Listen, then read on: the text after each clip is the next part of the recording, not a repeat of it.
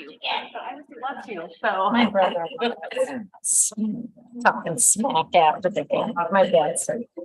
all right, we will go ahead and get started. Good evening, everyone, and welcome to the January 23rd meeting of the Ames Community School District Board of Directors. I will call the meeting to order and entertain a motion to approve the agenda. So moved. Second. Moved by Smith, seconded by Becker. All those in favor say aye. Aye. Opposed, nay. We're missing somebody, Pat. Oh, we're missing Chris. Passes 7-0. Wanted to make sure I counted right there. And we will now read our purpose statement. We invite anyone in the room to join us in that reading. The Ames Community School District is committed to equity and access that empowers every individual to reach their full personal and educational potential. Thank you. And the first item on our agenda this evening is our public hearing for the new Ames High School project bid issuance number 5. So if you are here to speak on the new Ames High School project bid issuance number 5, you may come up to the microphone.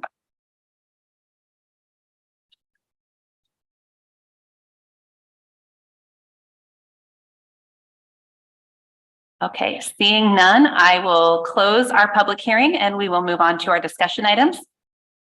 First discussion item this evening will be our board committee updates, and we will begin with the facilities committee. I have the update. As you can see, the minutes are in the attached to the agenda. We met on the 11th of January. Update on the high school continued. They were able to make some really good progress on some punch list items over break with students and staff being out. Asbestos is gone. We've got bid issuance number 5 came December 15th, and I believe it's further down the agenda tonight that we will take some action on that. We did discuss there are some current frustrations with the theater and audio visual equipment, that some of those deliveries have been extended to July. So we did have a conversation around, okay, so what's next? And when do you start to look at different options? So the staff is continuing to stay on top of that and look at if some other decisions need to be made on that. There's some change requests coming up as we do every meeting. So I think that's about, and then one other thing I would just say that they are looking at a possible request for some additional acoustic treatment in the practice gym. So that was something that they brought our attention to. Long-term facilities planning. Director Peters brought some things to our attention, continues to keep abreast of some of that work. There was some plans to do a couple things at the middle school that got delayed due to the water main break that is described in our minutes. But Director Peters, he did explain the upgrades to the middle school track are proceeding, and there's a design contract that's in the consent agenda that you'll see, and they're going to keep marching forward with that. Dr. Lawson will be monitoring that, and if there's any necessary things that need to be brought to his attention, he'll be watching that and like to approve any like ministerial items just so that we can continue to keep it moving forward so that can be resurfaced next summer. The water line breaks over winter break, they were able to respond promptly, and many thanks to our staff for responding to it on a holiday, the morning of the holiday, but they were able to work through it and make some repairs, and they're continuing to work on that. I think that's about all I had to report, unless Alan or Brett, you have anything else to add. It's all in the minutes. So Thank you. Any questions or comments for facilities committee? We will move on to policy committee. Policy committee met on January 12th, and I'll save the details of that as we discuss the policies for discussion. Sounds good. Okay, then we will go ahead and move on to our policies for discussion if you'd like to just continue. Yes, I've finally learned that we just pause and then continue.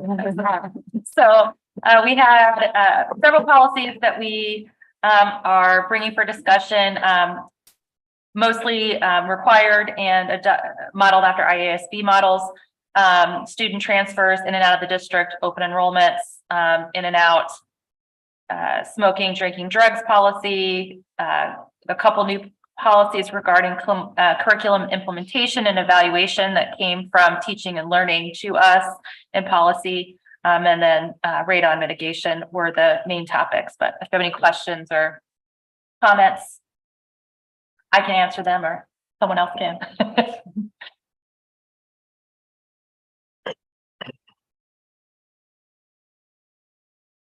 Okay, it looks like we are okay to move on. So the next topic on the agenda is the Facility Naming Advisory Committee update. And we'll turn it over to Amy DeLashman.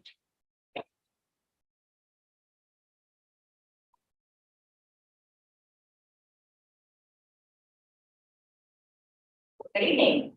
Good evening. I just want to provide a brief update on an important committee that we've had going on here at the district. So I'm here to speak about the Facility Naming Advisory Committee. Just to recap, for those who may not remember, in September 2022, Superintendent Lawson announced that he would create an advisory committee to assist the district in developing the administrative rules and the process to use when considering public requests to name a school facility or subunit. This group also was given the charge of brainstorming other options that the district might exercise to recognize and memorialize important figures throughout the district's very storied history. This group has met multiple times. We met multiple times in 2022. We have already met one time in 2023. It has been very productive meetings. The first draft of administrative rules is complete. We are working on our second draft, and we anticipate that we will be wrapping that process up fairly soon. Reminder, administrative rules are the directions that help us carry out the policy, of which there are currently no administrative rules for the naming of facilities policy. This group has really worked diligently. I can't say enough positive things about this group. It has really been a privilege working with them. They are working to create a more comprehensive and very transparent process for naming requests. This includes how to apply in the future, expectations, very clear timelines. We do anticipate that a final draft will be available for Dr. Lawson to review in February. And we really hope to wrap up all of our efforts yet this spring. I personally want to thank everyone who has given their time and their energy to this group. It really, truly is a strong volunteer effort, and we are thankful for the opportunity to do this work on behalf of the district. Thank you, Amy. Amy, I'm just curious, how many are on the committee? So we've actually unfortunately lost a few members just due to other commitments, but presently we have 5, including myself on the committee. So how are the administrative rules that you're putting out going to interface with existing efforts to name certain facilities? The group is going to go ahead and look at current suggestions that are in place. And we are going to run through, we're not asking anyone to go back and fill out more paperwork, but we want to kind of see how what we've put in place aligns with a present suggestion that is out there.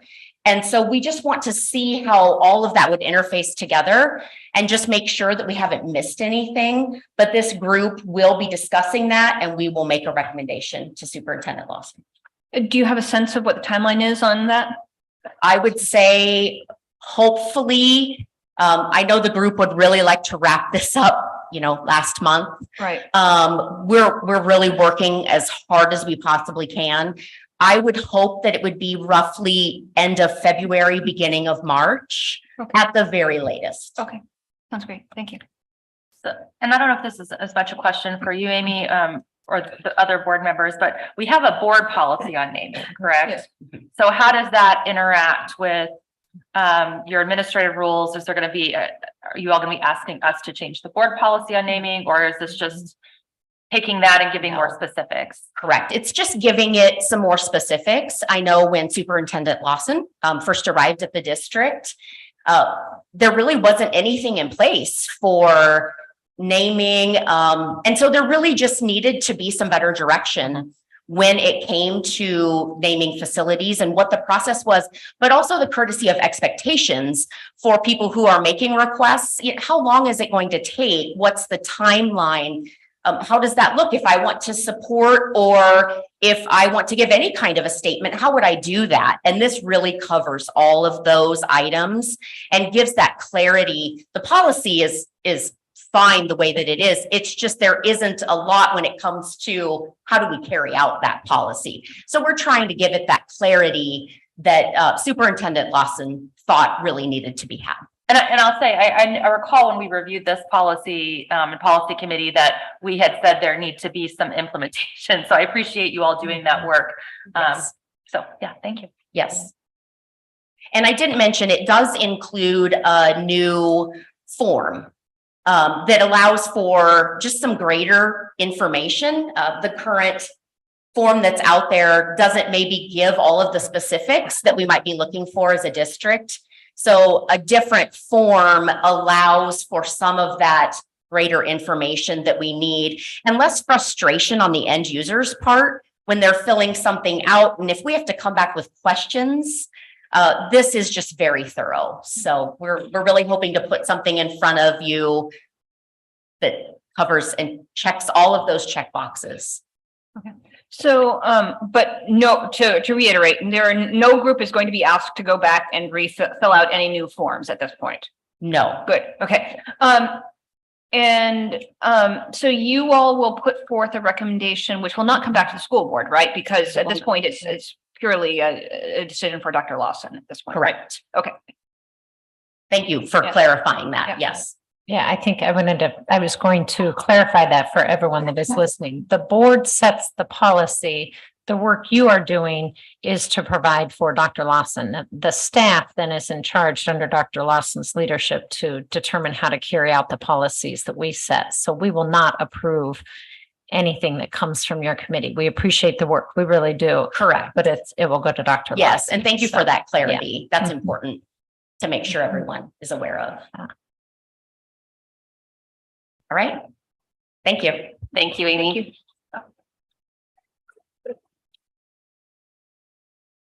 Moving on, our next discussion item will be our teaching and learning update. And this evening we have the Ames Community School District Computer Science Plan, and we'll turn it over to Director Miller.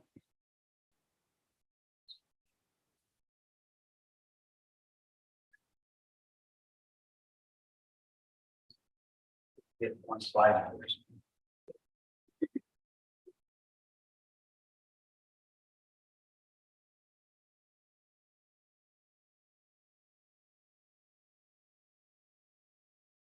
Well, good evening. Thanks for having me here. I'm going to give tonight just an overview of the computer science work that our computer science implementation team has been doing, and a little bit of an overview of what's required of us and how we're going to meet those requirements from the state. So we'll start with the state requirements. You may remember this happened during 2020. So it was kind of during COVID that the state signed passed a new law that talks about the computer science being a required offering for school districts. And so you can see the requirements there. They vary by grade level, and there's a timeline on the slide. So the very first thing was that high schools needed to offer a computer science course of at least one semester, and then it rolled into middle schools and elementary schools, and that we also needed to have a comprehensive district plan that was due July 1st. The requirement from the state was just to have it up on our website. So I'm happy to report, are on track to meet and have met all of those obligations. And we're here tonight to share with you just a little bit of an update about where we are in the process and what our next steps are. One thing I'll share also that the state has put out there was that, so when you think about what does high quality computer science programming look like, there's a national group that has put together, it's called the Computer Science Teachers Association. You'll see it as CSTA on some documents maybe later on, but they developed what they think are the best standards for each grade level for computer science. And then the Iowa Department of Education adopted those. So it's our task to implement those standards at the various grade levels. levels. And they talk about 5 big major concepts, which you'll see there. And then you'll see sort of the subcategories. And when we were wrestling with these first as a team, we were noticing some of these are really maybe specific. You would think about these as like traditional computer science. But if you're really thinking about some of the other categories of the standards, the impacts of computing, data and analysis, a lot of these will naturally transfer over into other content areas. And one of the most interesting trainings I've been to was talking about how really the counting and cardinality foundational math standards at like kindergarten, first grade really do a lot to that you can interact really well with computer science standards at those grade levels when you're thinking about how you use data and analysis at that level. So it was interesting to see both areas where it overlaps with things we're already doing and then areas in which we can expand and create new opportunities for students. I linked the standards in there, so you're welcome to, if you want to get into the weeds and read what those might be at different grade levels, they're available for you. The state has also been very helpful with this legislation in offering lots of different grants and funding opportunities to help support our work in computer science.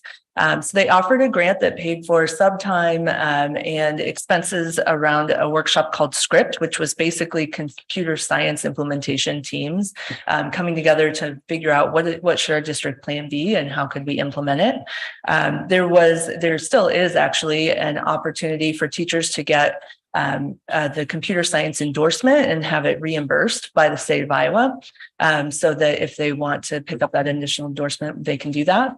We have at least one teacher. There's a couple more who are interested in doing that program and having the state pay for those college credits to get that endorsement. We have also had state grants for different programs, so different curriculum programs that would help support implementation and also training for those programs, including paying for subs and meeting with the folks from the curriculum companies. And lastly, last year, they gave full scholarships for attendance of the annual Computer Science Teachers Association conference. It was in Chicago last summer, and we had a group of folks go, and they got a lot out of it. They were really excited to come back and start working and working with students in different areas in computer science. So this is an area where we've had a lot of opportunities to have additional funding from the state. A lot of it's through the governor's STEM program. So that's been really nice. So we launched into our planning, and this actually started in the 2020-2021 school year. So that was before I was in this position. So there was that some teams came together that had elementary and secondary leadership that had conversations around what might this programming look like? What would it mean to put a team together? And then some learning for teacher leaders around computer science through some of those grants that I was talking about during that year. I was lucky enough to join the team the next year. And so we had established a district leadership team that included principals, teacher leaders, teacher technology librarians. So they're the folks that are generally in the library and do the media rotation for our K-5 kids. And so we all got to attend those script trainings and work on this. This should be our plan. And this is our first steps. And then we also, again, had availability for teachers on the team to attend professional training. This year, we've been piloting some different programs and resources. We've been working on communications plans with various stakeholders, including the opportunity to come and share the plan with you tonight. And we're working to maybe develop a steering committee as one of our next steps to talk about what should the future of computer science look like in the district. By 23-24, we'll have full implementation of our initial programming, and we will continue to revise our plans and continue to expand student opportunities in the area of computer science. So I'll give you an overview of the program. The team developed a vision statement there that we felt like was in line with our district purpose statement, but reflected specifically what we would like to see in the area of computer science. And I'll just highlight a couple of words. I know you can read the slide there that were really important to our team. And one of those is right now, it felt to folks on the team that some students had more access to computer science learning just through outside of the district opportunities. And because we didn't have a clear scope and sequence, we had some students with really various pockets of knowledge or exposure. And so having equitable access through an intentional structure of computer science programming was important to the team. And then the statements around developing creative technologies to collaboratively impact their community was really important, that we want this to be a skill students can have and make an impact beyond just their classroom and just their learning. So I'm going to start with the high school because that's what we implemented first, and then work our way back down to kindergarten, if that's all right. You'll know that we actually started offering a computer science class at the high school before we were required to. So 2017 was the first time we offered a standalone computer science class called Introduction to Computer Science. It's an elective. It's open to 10th through 12th graders. So an important distinction here is the legislation did not require each student to take computer science. It's not part of the graduation requirements. We're just required to offer it. So we've had an increase in participation in computer science. We had one section, now we have a couple, and they use code.org. You may have heard of that, like the Hour of Code. They have some different promotions in December, but and the computer science principles are the foundations of that course. We do offer an AP Computer Science online through the ELP program, and we also have a few concurrent enrollment options for high school students that are contracted with DMEC. Our middle school programming, we have two different tech courses.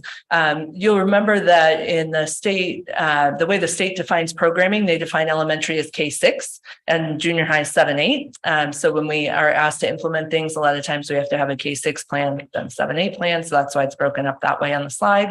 But we have two tech courses at the 6th grade level. One is mostly on computing systems. So it's how do you interact and how do you use computing to help you in your life as a middle school and high school student. And the second one is more on content creation, and they're piloting one of the state sponsored curriculums called Code HS. So they've been working with that, as is the 7th and 8th grade courses. So they are in the process of selecting from that big list of standards, what do they want to be essential? And they've done a really nice job, I think, in partnering with the high school, thinking about, okay, if we want them to be in this class, what might we need in middle school in order to set them up for success, again, to create that intentional system of access. Our elementary program, the interesting thing, perhaps about the state laws, that they require computer science standards to be taught in one grade level, K through 6. But one of the things that was important to the team was that, again, that intentional access. So they're actually their vision is to teach it at least one unit each year. So we'll have it more than the minimum that we would need to have. We're starting small because it's an additional thing. So we are working with a program called Coder Z in grades 3 through 5. Some of the TTLs in that media rotation, we're already doing some activities around coding with code.org or different kinds of programming things. But they are working really intentionally trying to identify those standards that would help build to the secondary level, 3-5 first, and then K2 will bring along next year. So our next steps, I talked about a little bit of them. We're really working hard as a team. They've been meeting on PD days mostly, where they've been working on that vertical alignment of the standards. How do we get our computer science story K-12 to really be what we want it to be? We'll work on, after we kind of pilot some of those programs, a recommendation to purchase, which programs really are meeting the needs of our kids. And then, like I said, we want to establish that computer science steering committee so that we can have a good future direction of computer science programming in the district. So happy to answer any questions you might have.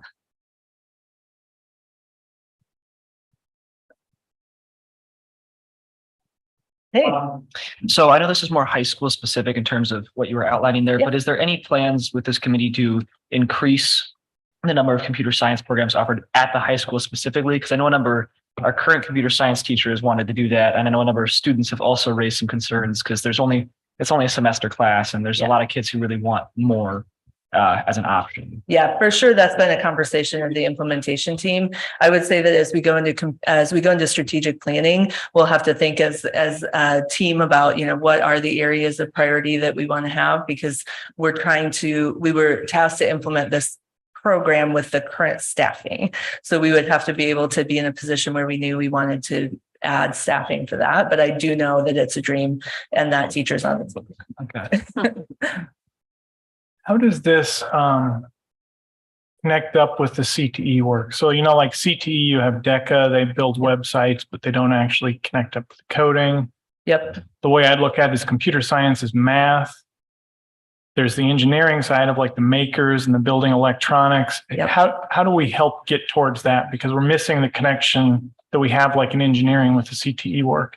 Yeah, that's a great question. So that's one of the things that we are working. We've kind of pushed that same question back to the state. So what's interesting about CTE is there's an information solutions strand where a lot of the things, your deck is more under business, but the other things around web design that would fall under the information solutions strand. If we offer computer science as part of the information solutions strand, then it doesn't count as our offer and teach requirement for computer science. So the state has said very clearly you need to have a separate CTE path and a separate computer science path. So I know they've gotten some feedback from districts, including ours, that it would be really nice if we could have a more comprehensive program. Interesting you bring up math. Our computer science teacher right now also teaches sections of math for us. So I know that's embedded in how he approaches things, but I think it would be really great if we could have that, because one of the things that came out from our last computer science CLNA is our comprehensive local needs assessment. So a group of stakeholders get together and kind of talk about where do we want to grow in CTE, and information solutions was an area that it wasn't the top priority, but was an area that students were interested in seeing more of. So I think all of those documents, as we think about strategic planning and we go through that, trying to set district priorities around what is it that we really want to focus our time, energy, and money around will be really valuable to have. All right. No, I don't know if that answered your question or not. I think it does, because I mean, thinking about my question more, I think I would really support doing that, because the problem with what the state put out as computer science curriculum is it's not actually the applied side of it that I think students are really desiring. It's computer science instead of software engineering, right? So, yes. Okay. Thank you. Yep.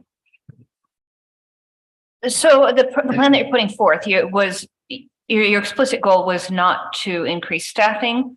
So at this point, this will be implemented at the elementary level through the existing teacher technology librarians who are going to go through professional development to prepare them to do this? Yep, they've been working at the 3-5 level with Coder Z. And like I said, they've had opportunities to go to some conferences and attend some workshops. They've also had the opportunity, if they wanted to, they could be part of the endorsement program where they can get the computer science endorsement for free. There's one that I know of that's interested in is starting to pursue that, but they are working through that media course. So one of the things that they had done in the past, so ISTE is the international like science and technology organization, and they had put out some technology standards for students. And so the TTLs were already intersecting those technology standards with their library science standards. So it's already kind of a hybrid course. And then when we crosswalk, Missy Carlson is a teaching and learning coordinator who's been working a lot on this. And she helped the group, and so is Dan Rader, by the way. So they helped the group crosswalk those 3 sets of standards. And we noticed there were lots of places where what we were already doing kind of addresses concepts across all 3 areas. So we've been trying to really focus on what are the skills and standards that would give us sort of the most bang for our buck, so to speak, across those areas. Okay.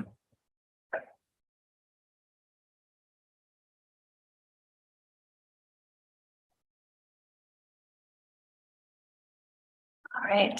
Thank you, Erin.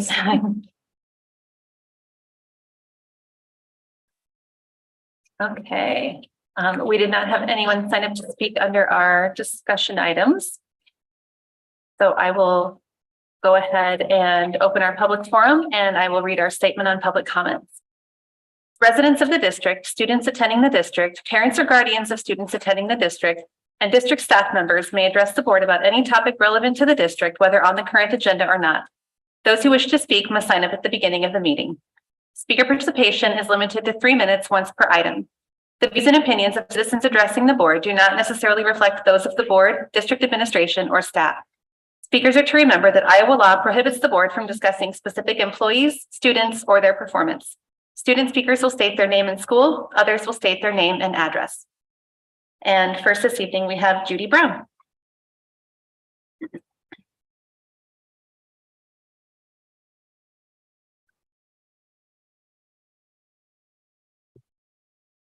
Good evening, Judy Brown, 5423 Tennessee Street. I am reading a Hank tribute from Tom Nels AHS band teacher 1985 to 98. It is my pleasure to write this letter of recommendation that the new Ames High School Theater facility be named after Wayne Hansen, longtime beloved speech and English teacher at the high school. Wayne was the person instrumental in building the theater arts and drama program at AHS. As a band teacher at Ames High School from 1985 to 98, I had the opportunity to get to know Mr. Hansen on a professional and personal basis, was able to observe the high quality of his work, and most importantly, had the opportunity to listen to multitudes of students speak of Mr. Hansen's deep impact on them as both students and human beings. The theater and drama program was a very inclusive program, and many students who were in the program not only enjoyed enriching their lives with this particular aspect of the fine arts, they worked to their full capacity for their beloved teacher, Mr. Hansen. He was able to make every student feel that they were an integral part of the program with their varying interests and abilities. Wayne possessed high standards for himself and his students, but one of his most admirable traits was developing a true love of the arts in his students and motivating them to work to their full potential. Wayne worked countless weeknights and weekends in preparation for school plays, and he did this throughout his career at Ames High School. His life centered on his students and his profession. While it is a natural human tendency to qualify worth and results, the arts are different, and that is one of the main reasons that students are drawn to them. They can participate and work to their full potential without having to be or feel like a winner or a loser. Wayne Hansen was responsible for Ames High School theater and drama students possessing that quality. I wholeheartedly endorse the theater arts complex at the new Ames High School be named after Wayne Hansen. And he says, thank you for your consideration. Thank you for your time. Thank you, Judy. Amanda Jolson?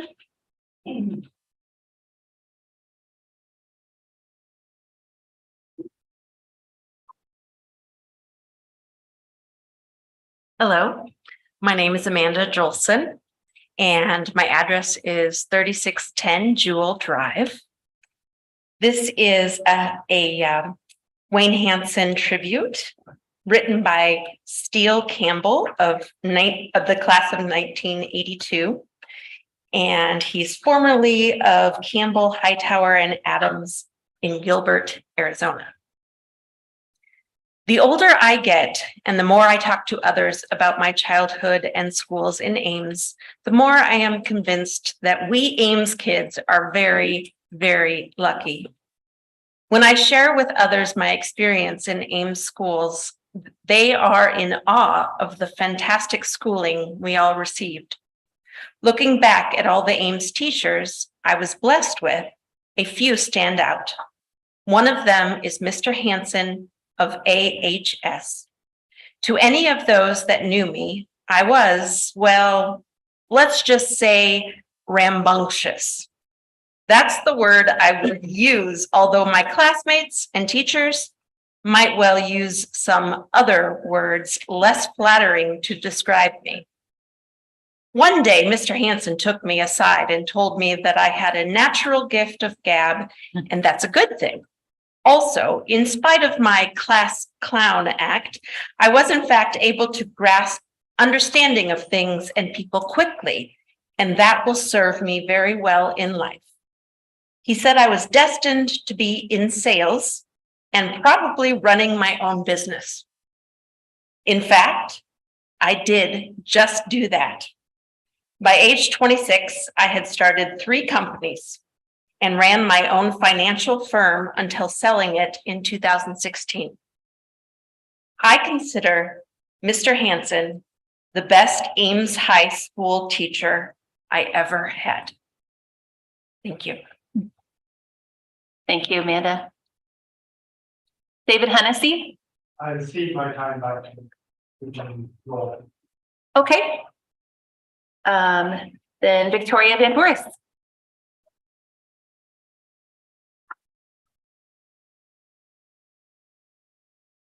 Good evening. I'm Victoria Van Boris, 110 East 9th Street. feel free to mail. I mean, you all know my address now. I am reading a tribute also to Wayne Hansen from Corinne Hegland, AHS class of 1994. Growing up in Ames, Iowa, I was fortunate to have many teachers who believed in what I and my classmates could individually do. But Hank was the first to believe in what we could do together. It turns out that's the most important life skill I ever learned. Swarming together over the stage and rafters of the Ames High School auditorium, hammers and nails in hand, was my first true experience of group responsibility. The show would be whatever we made of it. Together, we put the work in. Together, we dreamed, created, argued, and forgave one another. Together, we learned to communicate and become something greater as a group than we were alone. When I look back through my high school memories now, I have to squint to see Hank. He's undeniably there, sitting in the auditorium, standing on the stage, kindly, funny, and worldly wise all at once. But I am struck by how often he is quietly sitting back and letting us make mistakes. He inspired us to greatness and then let us learn to find that greatness together.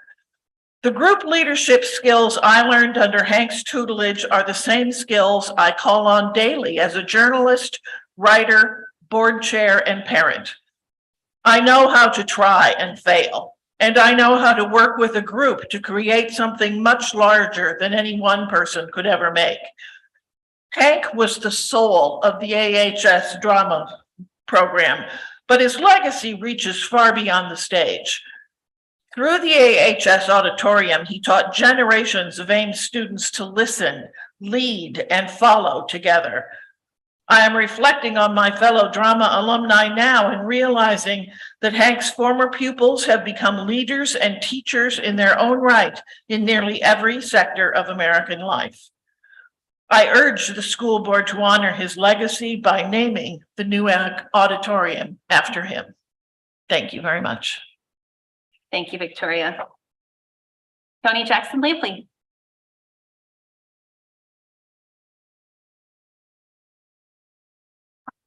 Good evening. I'm Tony Jackson Lampley, 2801 Greensboro Drive.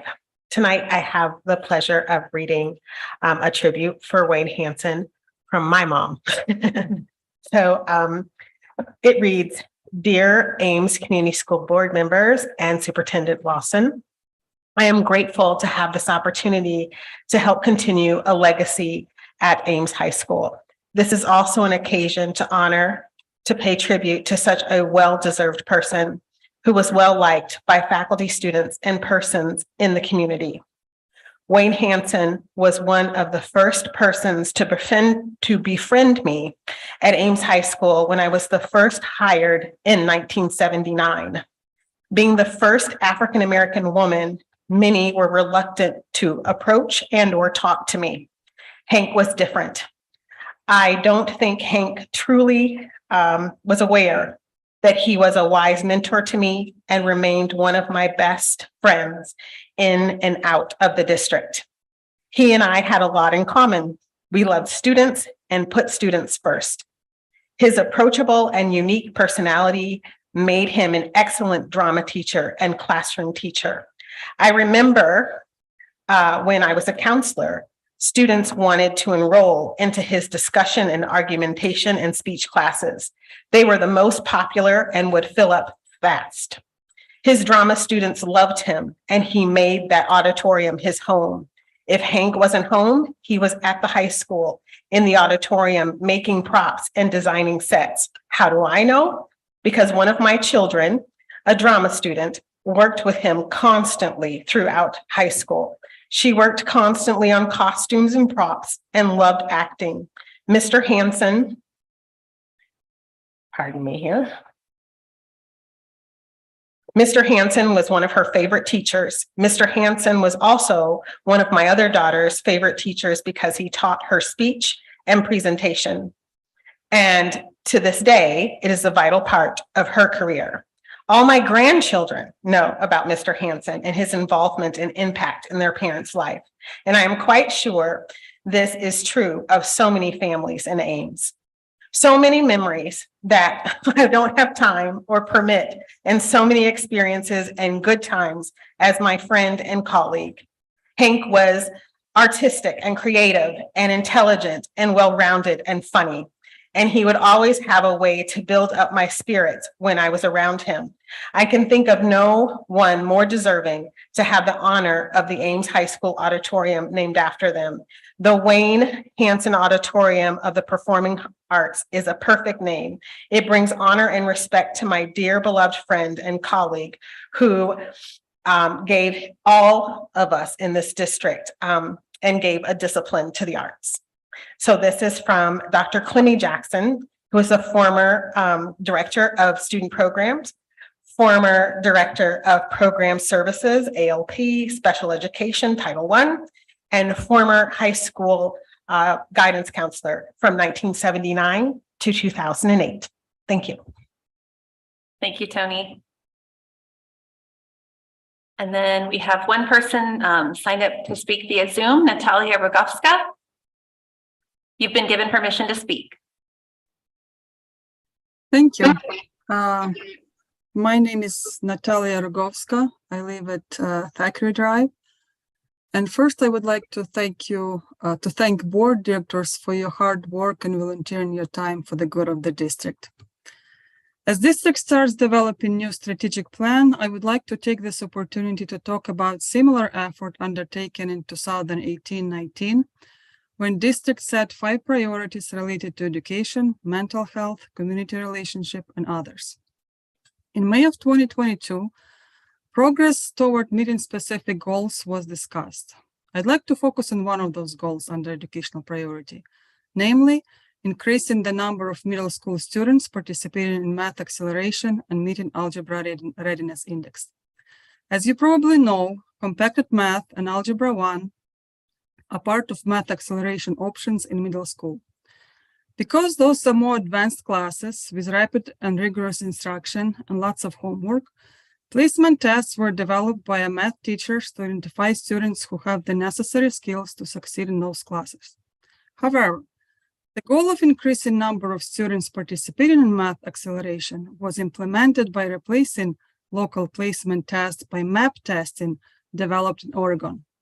As a result of new approach, the number of students meeting algebra readiness index declined 17% in 3 years since getting rid of replacement tests, a decrease from 57% to 40%. Declining number of students ready for algebra suggests that MAP testing failed not only to properly identify students who would benefit from math acceleration, but also potentially including students who were not academically prepared for more advanced math instruction.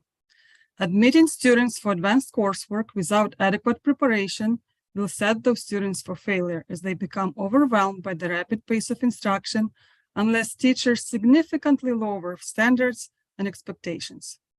On the other hand, lowering academic standards will add nothing but frustration for more advanced students and will slow the academic growth, as it is already happening. It is not surprising, therefore, that most of the goals that aimed at increasing student participation without adequate preparations were not met. Obviously, other local policies that resulted in significant reduction of instructional hours, such as decreasing school week to 4 days, in addition to 2-week late start of 2021 school year, added to the decline in academic proficiency. As district develops new set of goals, it is important to understand why we failed to accomplish past educational goals and avoid repeating the same mistakes. An alternative way to increase number of students taking compacted math in 6th grade would be to better prepare students while they are still in elementary school, which might involve mandatory homework or additional tutoring. Daily homework in elementary school was a standard 15 years ago when an older child started school. 7 years later, we had to beg teachers to provide homework for a younger child.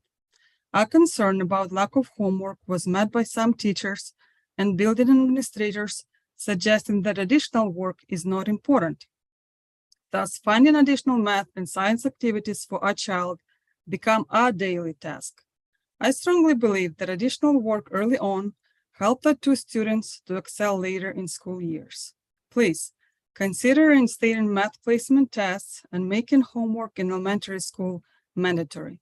It will help students not only pass placement tests and succeed in math acceleration, but also build lifelong skills such as hard work and perseverance. Thank you for your time. Thank you, Natalia. And I believe we don't have anyone else signed up to speak. So I will go ahead and close our public forum and we will move on to our consent items and I'll entertain a motion. I move approval of consent items as presented. Second. Moved by Beerbaum, seconded by Franzen. Superintendent Lawson gives to the district.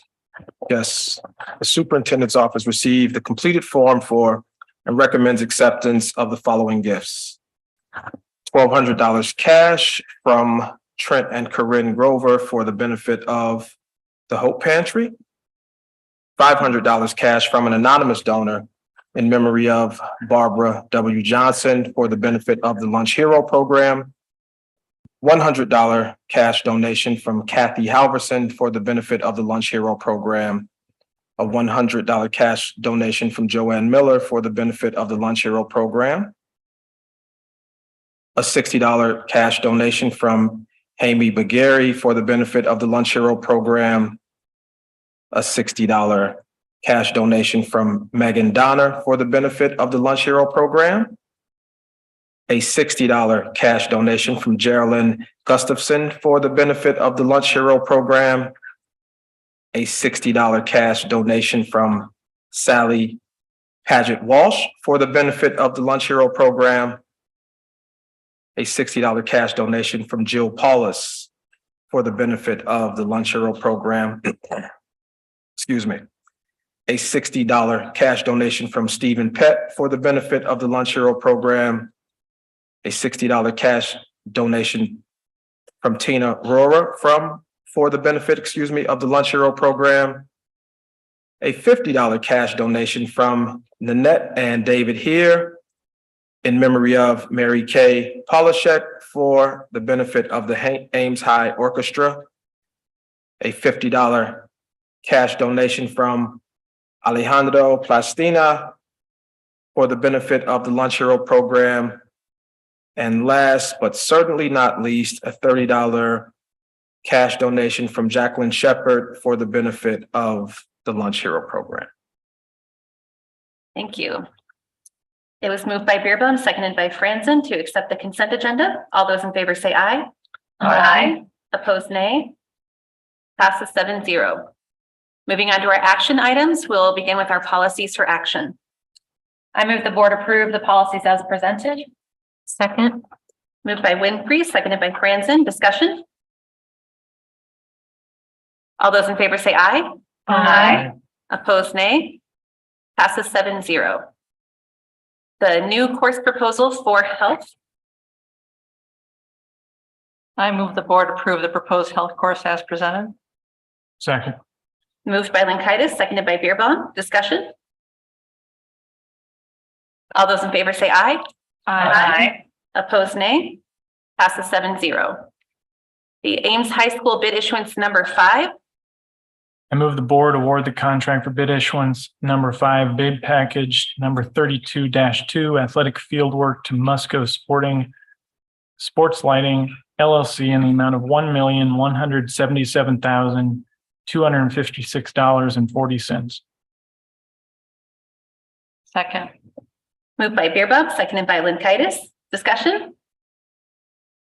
All those in favor say aye. Aye. Opposed, nay. Passes 7-0. The new Ames High School construction project change orders. I move the board approve the change orders for the new Ames High School construction project as presented.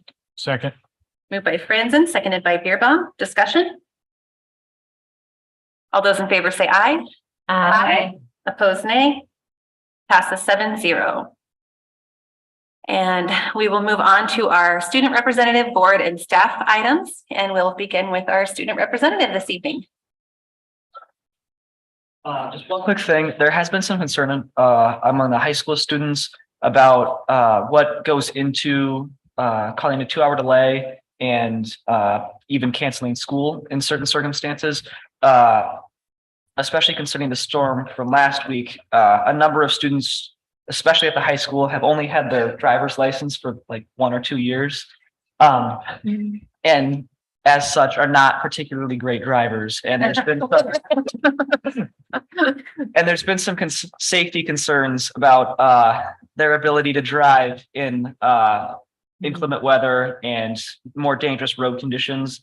And even students themselves raising concerns that they don't necessarily feel the safest in some of these snow situations driving to school. So I just wanted to bring up that, you know, as a thing to consider when making decisions about 2-hour delays and cancellations of school, that there are a significant number of high schoolers who don't even trust themselves to drive to school.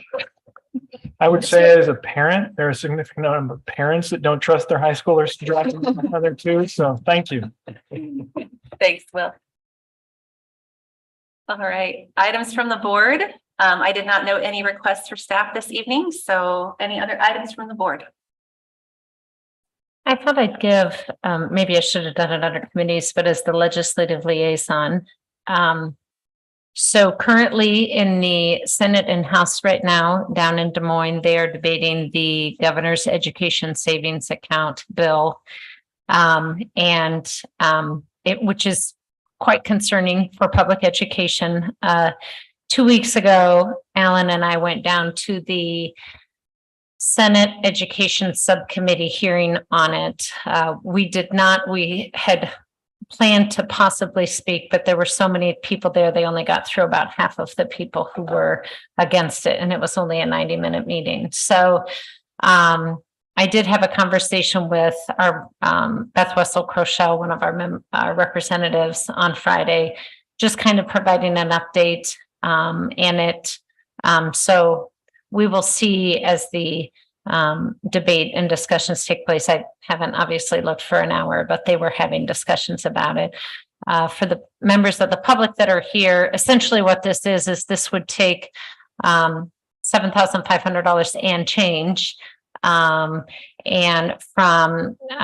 the state would funnel it next year to anyone who's currently in private school, funnel it into an education savings account for those non-public schools, for those education expenses in non-public schools.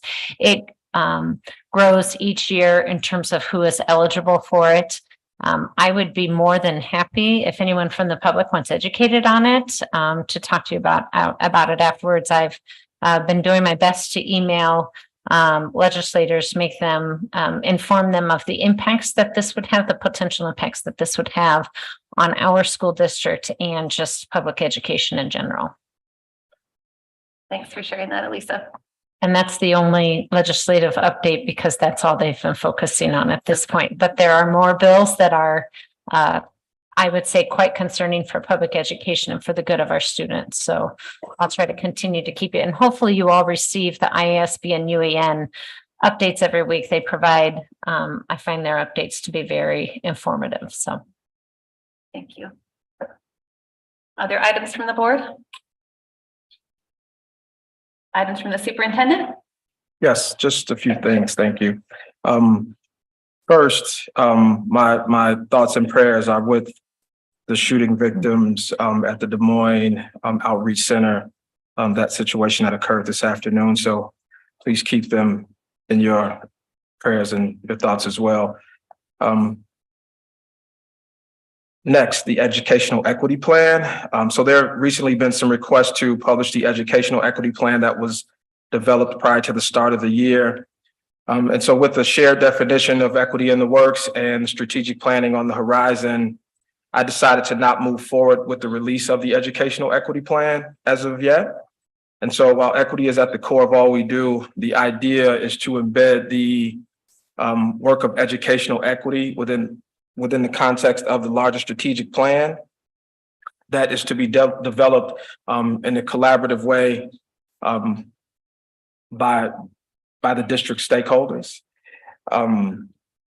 Rather than have that work to try and live as a standalone plan. So if you're interested in seeing what a draft looks like, you can reach out to either myself, Director Miller, to have some discussion around that. But the equity plan as it stands, as a standalone document, won't be published. Again, it'll be embedded in the work of the larger strategic plan. Beyond that, very similar to the educational equity plan, there have been some requests to share data at every board meeting. I'm currently in the process of working with the directors here at the district office to develop a rhythm of data presentations that are timely and relevant to our board, our parents, and our community members. So those are forthcoming, so please be on the lookout. Again, if you have any questions, feel free to reach out to me about the data presentations that are on the way. And that's all I have. All right, thank you. Looks like our next meeting will be February 6th, and that will be a meeting with a work session. We'll begin at 5:30 p.m. By the way, I moved to the board planning calendar. I just didn't say. So board planning calendar, anybody have any questions or comments on the board planning calendar?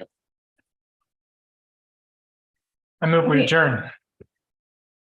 Second. You have a question? I did have a question on the board planning calendar. Who spoke? Am I allowed to get it in? Yes, we have not adjourned. Okay. Yeah, so we have our we have more strategic plan stuff coming up before the February meetings, right? So, but those are not going to be counted as board meetings then, or? They're not board meetings, no. Right, The okay. strategic planning committee is It's separate entirely and it's a separate, okay. community based committee. So, Okay. yep. Okay. And there's only a couple of board Yeah, members that are serving on that. Right, So yes. that's why it's not a board meeting. Yeah, Yep. okay. Okay, it was moved by Beerbaume, seconded by Franzen to adjourn. All those in favor say aye. Aye. Opposed, nay. Passes 7-0. Thank you, everyone, for joining us. Thank you. I was really hoping it would be.